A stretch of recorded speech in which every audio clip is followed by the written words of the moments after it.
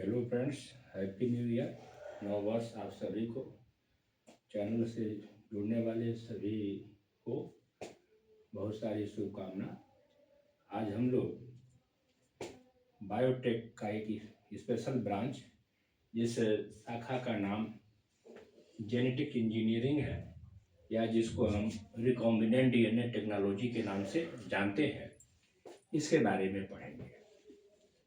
Recombinant DNA technology इसलिए कहते हैं क्योंकि इसमें डीएनए के अंदर परिवर्तन किया जाता है, इसमें डीएनए को मॉडिफाई किया जाता है, एक डीएनए में दूसरे डीएनए को जोड़ा जाता है, जिससे नया डीएनए बनता है। उस नया डीएनए के अंदर नए नए लक्षणों, नए नए कैरेक्टर, नए नए प्रकार के जीन्स होते हैं जो नए नए कैरेक्टर के लिए जिम्मेदार होते हैं। इसलिए जेनेटिक इंजीनियरिंग को रिकॉम्बिनेंट डीएनए टेक्नोलॉजी के नाम से जाना जाता है। रिकॉम्बिनेंट डीएनए टेक्नोलॉजी या जेनेटिक इंजीनियरिंग का फादर पाल बर्ग को कहा जाता है। पाल बर्ग ने सबसे पहले जेनेटिक इंजीनियरिंग पर कार्य किया था, इसलिए इसे फादर ऑफ जेनेटिक इंजीनियरिंग कहा जाता है। लेकिन सबसे पहले रिकॉम्बिनेंट डीएनए को बनाने वाला जो वैज्ञानिक थे वो कौन थे? ये दो वैज्ञानिक स्टैनले कोहन और हर्बर्ट बोयर ने सबसे पहले रिकॉम्बिनेंट डीएनए को बनाया था। इन लोगों ने सबसे पहले क्या किया था कि एक बैक्टीरिया जिसका नाम साल्मोनेला टाइफीम्यूरियम है, उस साल्मोनेला टाइफीम्यूरियम में एंटीबायोटिक रेजिस्टेंस जीन को जोड़ा था। इस तरह से फर्स्ट रिकॉम्बिनेंट डीएनए बनाने का जो जिम्मेदारी है, रिस्पांसिबिलिटी है, वो किसको जाता है? स्टैनले कोहन और हर्बर्ट बोयर को जाता है। अब जेनेटिक इंजीनियरिंग को हम कैसे डिफाइन करेंगे? तो जेनेटिक इंजीनियरिंग में हम करते क्या है? In genetic engineering breakage of DNA, DNA को इसमें तोड़ा जाता है, काटा जाता है। Breakage of DNA at two desired places, DNA को दो बिंदुओं पर डीएनए को काटा जाता है और काटने के लिए किसका प्रयोग किया जाता है? एक स्पेशल एंजाइम, जिस एंजाइम का नाम रिस्ट्रिक्शन एंडोन्यूक्लिएज है। इस रिस्ट्रिक्शन एंडोन्यूक्लिएज के सहायता से डीएनए की कटिंग की जाती है। तो with help of restriction endonuclease to isolate specific DNA segment, जब हम डीएनए को काट देते हैं तो हमको एक विशिष्ट डीएनए का खंड प्राप्त हो जाता है और इस स्पेशल सेगमेंट को insert into another DNA molecule, इसको दूसरे डीएनए में जोड़ा जाता है एट डिजायर्ड पोजीशन। डीएनए के एक विशेष बिंदु पर कटे हुए डीएनए को लाकर जोड़ा जाता है। इसके जोड़ने से जो नया डीएनए बनता है वो डीएनए को हम रिकॉम्बिनेंट डीएनए कहते हैं। अब ये जो जेनेटिक इंजीनियरिंग है, इसको डन करने के लिए हमको कुछ एपरेटस की आवश्यकता होती है, कुछ साधनों की आवश्यकता होती है। बिना उन एंजाइमों की सहायता से जेनेटिक इंजीनियरिंग कर पाना मुश्किल है। तो ऐसे चीज़ों को, ऐसे साधनों को टूल्स ऑफ जेनेटिक इंजीनियरिंग कहते हैं। जेनेटिक इंजीनियरिंग में प्रयुक्त होने वाली जो एंजाइम्स हैं वो कौन कौन सी एंजाइम है? नंबर 1, सबसे पहले हम लाइसिंग एंजाइम अर्थात लाइसोजाइम का यूज करते हैं। उसके बाद हम रिस्ट्रिक्शन एंजाइम का यूज करते हैं। उसके बाद हम फास्फेटेज का यूज करते हैं। उसके बाद हम डीएनए लाइगेज का यूज करते हैं। तो जो सबसे पहले यूज होने वाली एंजाइम है जेनेटिक इंजीनियरिंग में, उसका नाम लाइसिंग एंजाइम है, जिसको हम लाइसोजाइम के नाम से जानते हैं। यह एंजाइम क्या करती है कि जीवाणु की जो सेल वॉल होती है, जो कोशिका भित्ति होती है, उसको गलाने का काम करती है। जब तक सेल वॉल गलेगा नहीं तब तक उसके अंदर का जो डीएनए है वो बाहर नहीं आ पाएगा।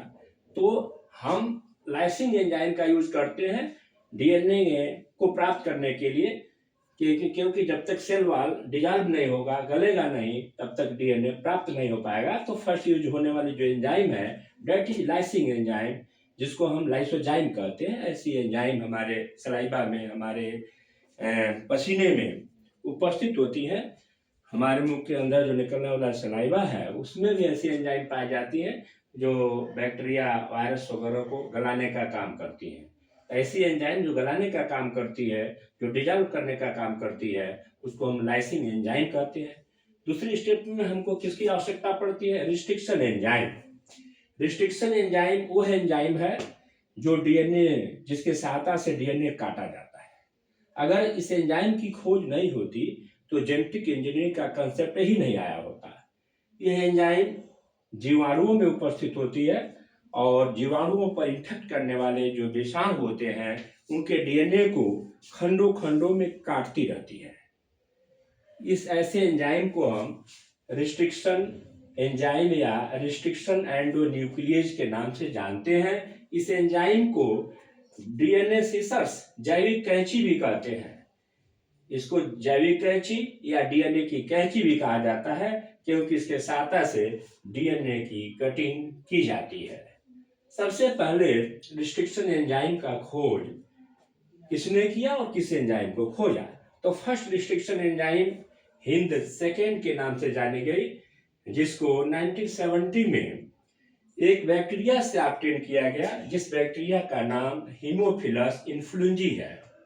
हीमोफिलस इन्फ्लुएंजी नामक बैक्टीरिया से सबसे पहले हिंद सेकेंड नामक ये रिस्ट्रिक्शन एंडोन्यूक्लिएज ऑब्टेन की गई, निकाली गई, प्राप्त की गई। प्राप्त किसने किया? इसमें 3 साइंटिस्ट का नाम आता है, नाथन्स, स्मिथ और आर्बर का नाम आता है। इन तीनों वैज्ञानिकों को 1978 में इस डिस्कवरी के लिए नोबेल प्राइज दिया गया। जेनेटिक इंजीनियरिंग के क्षेत्र में ये पहला एक महत्वपूर्ण कार्य था। अगर इस एंजाइमों का खोज नहीं हुआ तो होता इन एंजाइमों का, तो ये जेनेटिक इंजीनियरिंग की प्रक्रिया नहीं हो पाती और आज हम जो जेनेटिक इंजीनियरिंग का लाभ हम सबको दे रहे हैं वो हम नहीं दे पाते। जो जेनेटिक इंजीनियरिंग का सूत्रपात में, इसके इनिशिएशन में, इनके इन्वेंशन में सबसे महत्वपूर्ण भूमिका अगर किसी का है तो वह है ये रिस्ट्रिक्शन एंजाइम का। बहुत सारे रिस्ट्रिक्शन एंजाइम आज हमारे पास अवेलेबल है जो डीएनए की कटिंग करती हैं। ये क्या काम करती हैं? डीएनए का स्पेसिफिक सीक्वेंस, डीएनए को एक विशेष खंड से काटती हैं और जिस खंड से काटती है उस खंड को हम पैलिंड्रोम के नाम से जानते हैं। जो पैलिंड्रोम होते हैं वह 6 न्यूक्लियोटाइड के बने होते हैं। मोस्टली जो पैलिंड्रोम होते हैं वो 6 न्यूक्लियोटाइडों के बने होते हैं। और ये जो रिस्ट्रिक्शन एंजाइम है डीएनए के एक विशेष बिंदु से काटती है, जिस बिंदु को हम पैलिंड्रोम कहते हैं। और पैलिंड्रोम 6 न्यूक्लियोटाइडों के बने होते हैं। इस पैलिंड्रोम को डीएनए डॉप्लेक्स भी कहा जाता है। जैसे एक एंजाइम है जिस एंजाइम का नाम EcoR1 है। ये एंजाइम, इसको हम ऐसे लिखते हैं EcoR1। EcoR1 इसे पढ़ते हैं। यह एंजाइम निकाली गई किससे? इकोलाई नामक जीवाणु के RY13 स्ट्रेन से निकाली गई। इस एंजाइम का जब हम नेमिंग करते हैं, इसमें सबसे पहले इसके जीनस का नाम लिखते हैं। जैसे इकोलाई से निकाला गया, किसका जो जीनस में फर्स्ट वर्ड आया ई आया, तो यहाँ ई लिखा गया है, इकोलाई EcoR1 इसका नाम पड़ गया। आर इसके स्ट्रेन को इंडिकेट करता है। तो जो EcoR1 है वो किससे निकाला गया? इकोलाई से निकाला गया। इसी तरीके से यह हिंद थर्ड है। हिंद थर्ड एंजाइम को हम क्या पढ़ते हैं? हिंद D3 के नाम से पढ़ते हैं। और ये एंजाइम कैसे निकाली गई? हीमोफिलस इन्फ्लुएंजी नामक बैक्टीरिया के RD स्ट्रेन से निकाली गई। इसी तरीके से जो तीसरी रिस्ट्रिक्शन एंजाइम जिसका नाम BG2 है, BG2 को हम पढ़ते हैं बैग2 और ये निकाली गई बैसिलस ग्लोबिगी से निकाली गई, ग्लोबिगाई से निकाली गई। इसी तरीके से BAM-HI है, इसको हम पढ़ते हैं BAM-H1। ये एंजाइम निकाली गई बैसिलस एमाइलोलिक्विफेशियन के H स्ट्रेन से, बैसिलस एमाइलोफेशियन से निकाली गई। इसी तरह से HPA2 है, इसको हम पढ़ते हैं HAHA1 और ये एंजाइम निकाली गई हीमोफिलस पैरा इन्फ्लुएंजी से। इसी तरीके से हाई थर्ड है इस एंजाइम को पढ़ते हैं H3, ये निकाले गए हीमोफिलस हेमाइग्लिपियस से। अब ये कट कैसे करती है? कि एंजाइम दो तरीके से कटिंग करती है, एक स्टिकी कटिंग करती है, एक ब्लंट कटिंग करती है। यहाँ जो एंजाइम इको R1 है, जैसे खंड हमने यहाँ लिखा है, इस खंड में GAATTC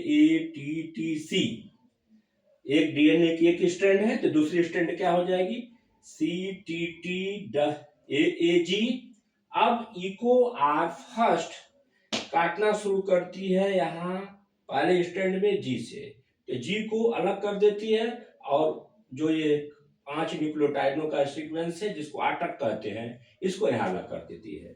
नीचे फिर यह G को यहाँ से और फिर इधर वाले खंड को इस तरह से कटा खंड बन गया, एक आटक खंड बन गया और G इनसे अलग हो गया। इस तरह की कटिंग ये एंजाइम करती हैं और डीएनए को एक विशेष सीक्वेंस से काटती रहती हैं और कटे हुए सीक्वेंस को हम वेक्टर में क्या करते हैं? ले जाके जोड़ देते हैं। अब तीसरी एंजाइम जो जेनेटिक इंजीनियरिंग में प्रयुक्त होती है उसका नाम फास्फेटेज है। फास्फेटेज का क्या काम है? रिप्लेस फास्फेट ग्रुप, ये फास्फेट ग्रुप को रिप्लेस करती है 5 पोजीशन पर, ताकि जो बैक्टीरिया का डीएनए है वो सर्कुलर फॉर्म में न बदल जाए, नहीं तो हमारी कटिंग व्यर्थ हो जाएगी। तो ये 5 पोजीशन से फास्फेट समूह को रिप्लेस कर देती है, जिससे सर्कुलर डीएनए मॉलिक्यूल नहीं बन पाता है। इस जेनेटिक इंजीनियरिंग में चौथी एंजाइम जिसका यूज होता है उसका नाम डीएनए लाइगेज है। डीएनए लाइगेज वो एंजाइम है जो डीएनए के खंडों को जोड़ने का काम करती है। जब हम किसी डीएनए में बाहरी डीएनए को जोड़ते हैं तो जोड़ने के बाद उसकी सीलिंग करनी पड़ती है, तो उसकी सीलिंग करने के लिए डीएनए लाइगेज का प्रयोग किया जाता है। ये डीएनए सेगमेंट में ये क्या काम करती है? फास्फोडाइएस्टर बांड बनाती है और फास्फोडाइएस्टर बांड बनाकर एक सीक्वेंस डीएनए के खंड को दूसरे खंड से जोड़ देती है, जिससे वेक्टर में जो डिजायर्ड डीएनए है वो जुड़ जाता है और जुड़ने के बाद से रिकॉम्बिनेंट डीएनए बनकर तैयार हो जाता है। इस तरह से जेनेटिक इंजीनियरिंग के टूल्स के रूप में इस 4 एंजाइमों का नाम आता है। पहली एंजाइम जिसका नाम लाइसिन एंजाइम है, जिसको लाइसोजाइम के नाम से जानते हैं। दूसरी एंजाइम जिसका नाम रिस्ट्रिक्शन एंजाइम, जिसको डीएनए सीसर्स या जैविक कैंची या डीएनए की कैंची कहा जाता है, जिससे डीएनए को काटा जाता है। ये अत्यंत महत्वपूर्ण एंजाइम है। अगर इस एंजाइम की खोज नहीं होती तो शायद जेनेटिक इंजीनियरिंग का कांसेप्ट नहीं आया होता। तीसरी एंजाइम, जिस एंजाइम का नाम फास्फेटेज है, फास्फेटेज क्या करती है कि replace phosphate group at 5 position, so circular DNA is not formed. ये डीएनए में फास्फेट समूह को 5 replace phosphate group at 5 position, so circular DNA is not form, जिससे सर्कुलर डीएनए गोलाकार डीएनए न बन पाए। चौथी एंजाइम जिसका नाम डीएनए लाइगेज है, ये जोड़ने का काम करती है, इसको ज्वाइंट एंजाइम कहते हैं। ये डीएनए सेगमेंट में जो फास्फोडाइएस्टर बांड है उसके बनाने को प्रोत्साहित करती है, जिससे जो डिजायर्ड जीन है वह वेक्टर में जुड़ जाए और जुड़कर रिकॉम्बिनेंट डीएनए बनकर तैयार हो जाए। This is about tools of genetic engineering. इसके आगे हम जो प्रोसेस ऑफ जेनेटिक इंजीनियरिंग है कि जेनेटिक इंजीनियरिंग प्रक्रिया को संपन्न करने के लिए कितने स्टेप्स की आवश्यकता होती है, तो नेक्स्ट लेक्चर में हम स्टेप्स के बारे में पढ़ेंगे। That's about tools of genetic engineering. Thank you.